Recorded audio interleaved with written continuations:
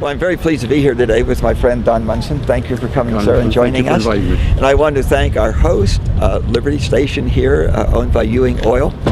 I'm very pleased to be here today because Americans all over the country are wondering what is their government going to do about the high prices of oil. After drilling more wells than all the rest of the world put together, we produced half as much oil as we did in 1970.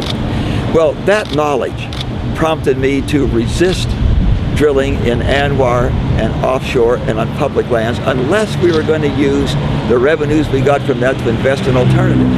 Finally now, the Congress on both sides of the aisle have come around to the position that I've held for 3 years. The first bill I signed on to was Don Young's bill, which said that if we drilled in Anwar, we would use all of the revenues to invest in alternatives.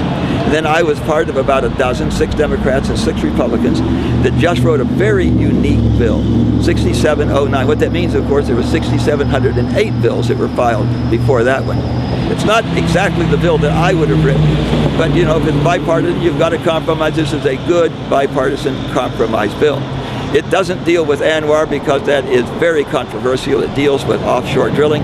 The first 25 miles, nobody drills. From 25 to 50 miles, the state decides whether you drill or not.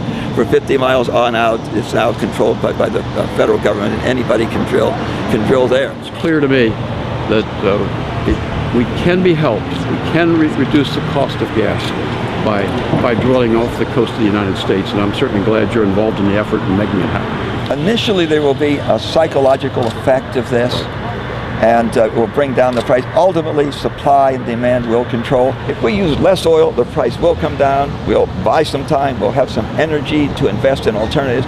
Why isn't there more emphasis on conservation?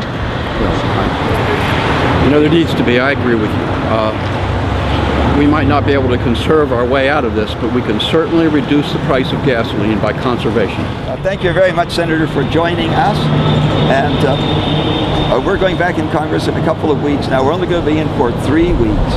My hope is, my prayer is, that we will vote on a bipartisan bill. I think the one that we worked on together is a good bipartisan bill because the American people expect us to do something. I think that it will be unthinkable that we could have this next 3 weeks and then adjourn for the election and not come back in without having done something about energy. And I want to thank you very much for joining me today to make this emphasis. It's nice to be here with you. Okay, thank you, Congressman.